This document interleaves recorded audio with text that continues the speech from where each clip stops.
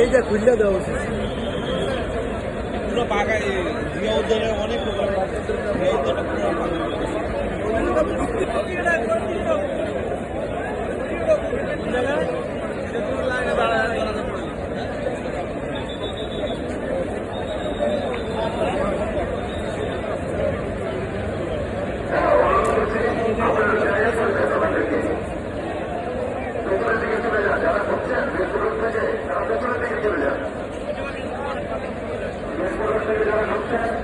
তারা সরাসরি পেছনের দিকে চলে যান, পূর্ব দিকে চলে যান।